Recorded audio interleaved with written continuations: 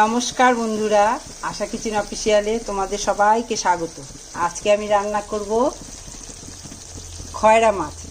খয়রা মাছ আমি রান্না করব। তো চলো আমি ভিডিওটা শুরু করব। তোমাদের সঙ্গে এই রান্নাটা আমি শেয়ার করব। এই গরমের মধ্যে এই মাছ আমি কিভাবে করি তোমরা রান্নাটা দেখো। আর তোমাদেরকে একটা কথা বলি, আমার চ্যানেলটা খুবই ছোট, আর আমি নিজেই রান্না করি, নিজেই ভিডিও করি। আমার অত ভিডিওটা ভালো হয় না, আর বলাটাও আমার অত ভালো হয় না। তাও যদি তোমাদের একটু পছন্দ হয় তাহলে আমার চ্যানেলটা একটু সাবস্ক্রাইব করে দিও, আর পাশে থাকা নোটিফিকেশন বেলটি প্রেস করে দিও নতুন নতুন ভিডিও দেখার জন্য। আর তাহলে চলো রান্নার ভিডিওটা শুরু করি। এখানে 250 খয়রা মাছ আছে, আর একটা হচ্ছে রাইকত মাছ আছে। রাইকত এখানে দুটো কাটা হয়েছে, আর পুঁটি মাছ আছে। তার মাছগুলো আমি কেটে নিচ্ছি।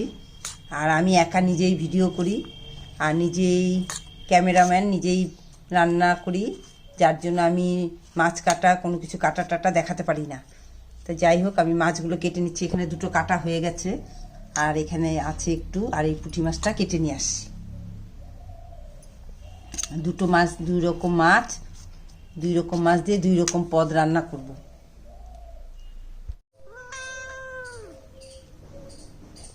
ওই দেখো বিড়াল চলে আসে, মাছ খাবে। আমার মাছ কাটা হয়ে গেছে, এখন ধুবো।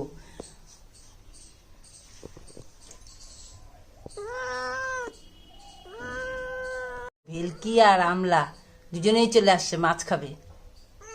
ওরা রুটি খায়, দুধ রুটি খুব খায়। নে, এই দেখো খালি রুটি খাবে না, আর মাছের গন্ধ পাইছে আর চলে আসছে। মাছ কেটে ধুয়ে নুন হলুদ মাখিয়ে নিয়েছি। এখন মাছ ভাজা করব। কড়াইয়ে তেল দিয়েছি, তেল গরম হয়ে গেছে। মাছ দিয়ে দিচ্ছি।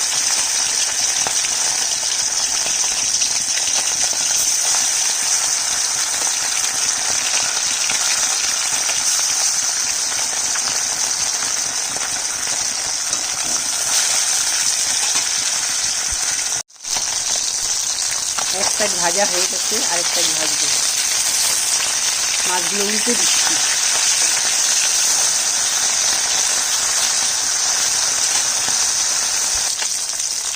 মাছ ভাজা হয়ে গেছে, তুলে নিলাম। এইভাবে সব মাছগুলো ভেজে নিচ্ছি। এই মাছও ভাজা হয়ে গেল, তুলে নিলাম।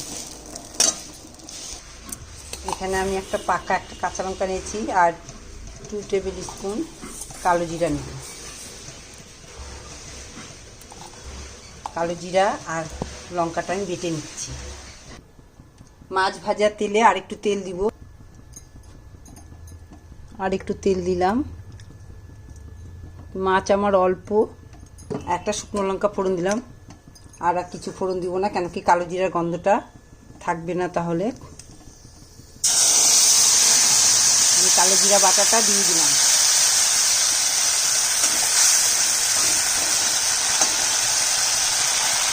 কাঁচা লঙ্কা কালো জিরা বাটাটা দিয়ে দিলাম। আমি দিয়ে দিচ্ছি এখন 1/2 টেবিল স্পুন হলুদের গুঁড়ো। আর চিংড়া ধোয়া জলটা, মানে মশলা ধোয়া জলটা আমি দিয়ে দিলাম।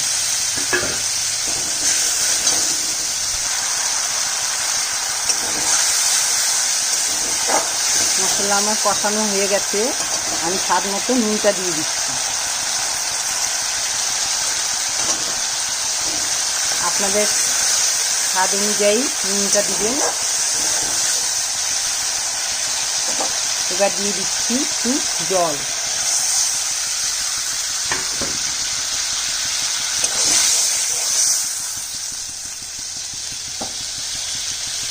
আর একটু জল দেব।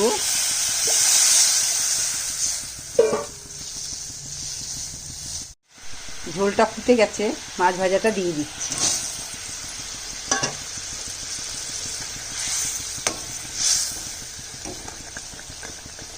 এখন একটু গ্যাসটা কমিয়ে দিব, আর ধীরে ধীরে হবে। মাছের ঝোল রেডি। এই গরমের মধ্যে বেশি মশলা সবজি দিয়ে না রান্না করে যদি এইভাবে রান্না করে খাওয়া যায়, মাছটা খেতেও স্বাদ, আর ভালোও লাগে। আর কালো জিরা বাটা দিয়ে তরকারি খুবই টেস্টি হয়। আপনারা চাইলে এইভাবে রান্না করতে পারেন। আমার রান্নাটা যদি আপনাদের পছন্দ হয় তাহলে এইভাবে রান্না করতে পারেন। 2টো কাঁচা লঙ্কা দিয়ে দিচ্ছি, আর ওপর থেকে একটু কাঁচা তেল দিয়ে দিচ্ছি।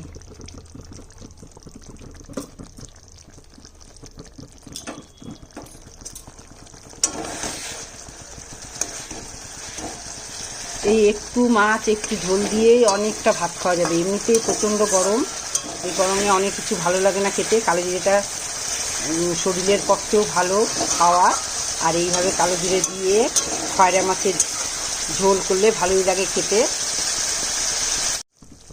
আজকের মতো তাহলে আমার রান্না কমপ্লিট। খয়রা মাছ কালো জিরা বাটা দিয়ে এর আগেও আমি করে খেয়েছি, তাই ভাবলাম তোমাদের সঙ্গে এই রান্নাটা শেয়ার করি কীভাবে কেমন হয়।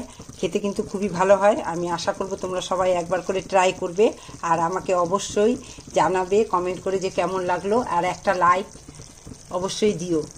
আজকের মতো রান্না শেষ, টাটা।